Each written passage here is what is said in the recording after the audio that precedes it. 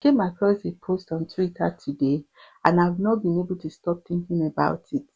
This is because I feel a lot of us we might have felt the same way but we might be too scared or too ashamed to admit it. And this post is about a lady that deleted her friend's number because seeing her friend doing well in life was becoming too painful for her. Does this make her a bad person? Let's talk. Hi guys, welcome back to my channel. And as I've said earlier, in this channel, it's all about soft but honest conversation about life, growth, and things that we are not comfortable admitting. And this topic, this particular one, I know it is uncomfortable, but trust me, guys, it is necessary. The post talk about watching a childhood friend thrive.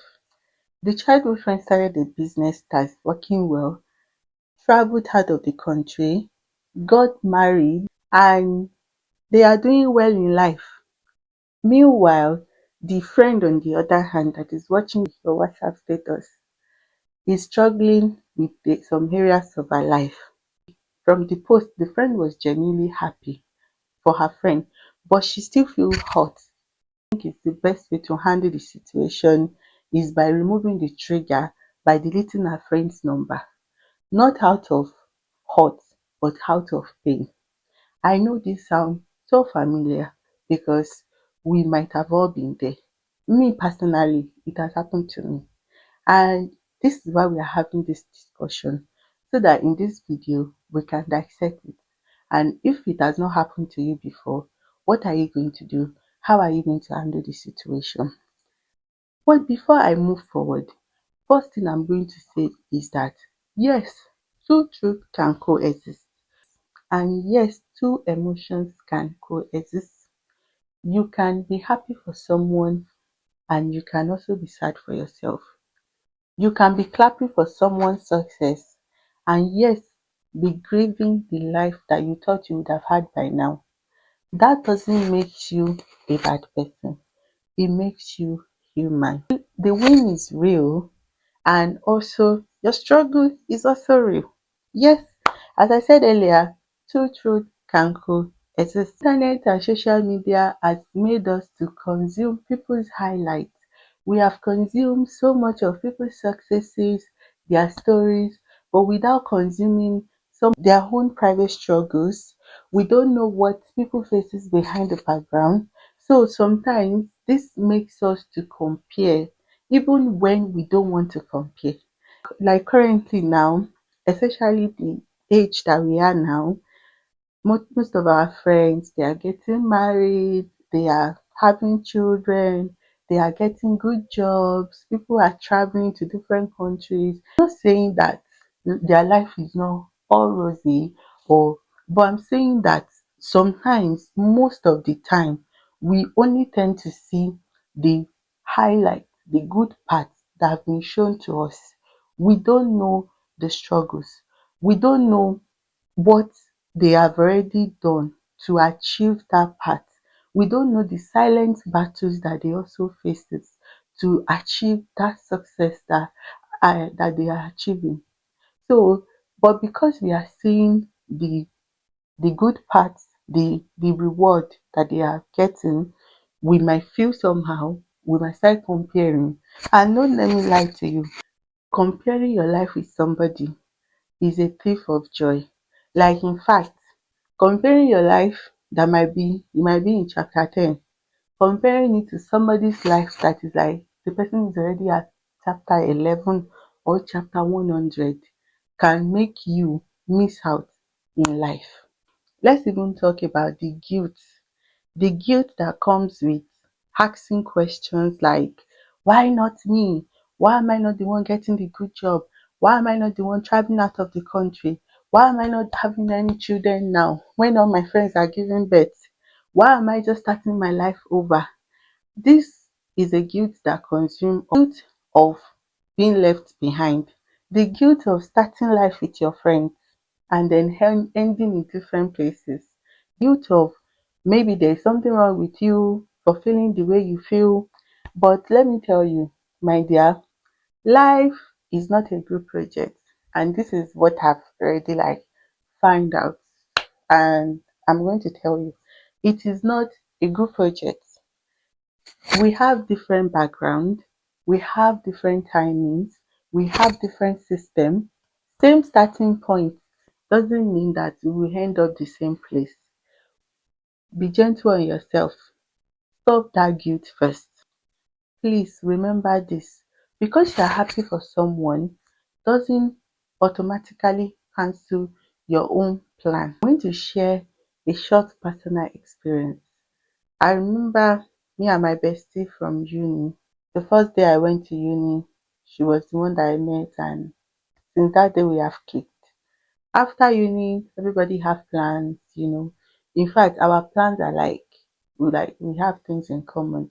And majorly we both want to come to the UK. She came to the UK first. When she told me, and you know what was funny was that it was that period that she told me that I was like having some struggles in terms of I put my savings, money that I already planned that, oh, I'm going to use this money and travel to the UK. I put some of them in crypto, and then part of it crashed. So I was a little bit depressed that time because it was looking like this will never happen for me. I was already like, okay, where do I start from? What am I going to do? I'm not going to lie, I was hopeless at that period. And that was the period my friend shared her own success. And at that same time, it was the same dream that I had, the dream of going to the UK. I'm not going to lie if I say that I wasn't jealous. I was a little bit jealous because at that point I was already at the point of what if I never made it to the UK? And my friend made it. But at the same time, I needed to calm down and remember that it is my friend we are talking about here. I knew some of how she got there. I knew the struggles, the effort, the work that she also put in. And the fact that it happens, I had to be happy for her. And look at it today. I'm happy that although I had that reaction, but the way I reacted, thank God it didn't affect our friendship because I took a step back. And that is what I'm going to tell you. If you ever feel to be in this situation, if taking a step back to you means muting your friend status, if it means maybe not stalking them for some time so that you can like calm down, you can do that. That if that will help you to focus and to align, you can do that. But as I said earlier on, being happy for them, it doesn't cancel your plan. So you should still try to be happy for your friend. And I'm going to tell you some things you do in case you find yourself in this situation. Apart from taking a step back, celebrate your own wins too. You should look at other things that have been working too. Stop focusing on that one thing that is not working. For example, I work in a hospital, and the hospital that I work, I see how some people are even struggling to take a deep breath. Some people, when they manage to have a deep cough, is a win for them. Some people, when they manage to take a deep breath, like being able to breathe in and out, is a big struggle for them. So if they manage to do that, it's a big win. So why not take a step back and focus on your small wins, even though if it is not big enough, focus on those small, small wins first. The third thing is stop punishing yourself. Be gentle on yourself. This has always worked for me. I am so serious. It has always, always, always worked for me because I give myself so much grace. I always remind myself I am human first.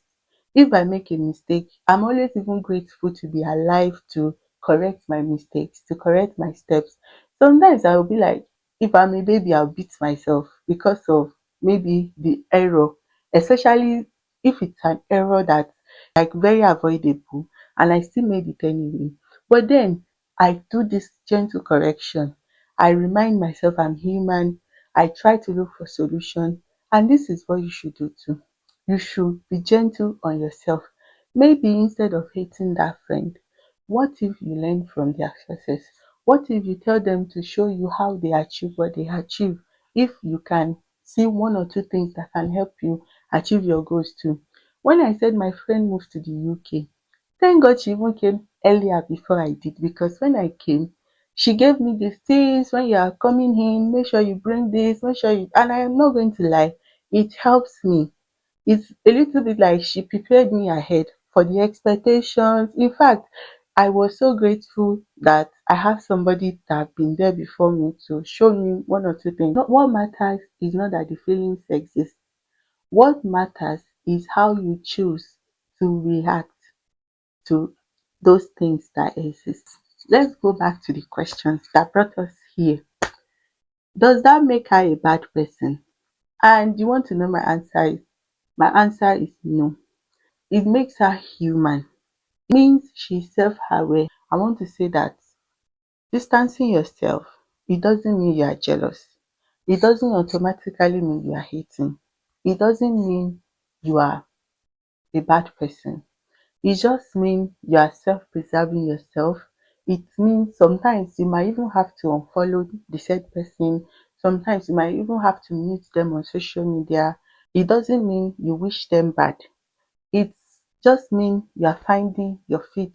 You are protecting your mental health until you sort yourself out. This is normal. I want to let you know that you are not alone. It just makes you human. So this video resonates with you. If you have had this experience before, or you are currently going through this phase, I just want to know that you are not alone. These are the things that make us human.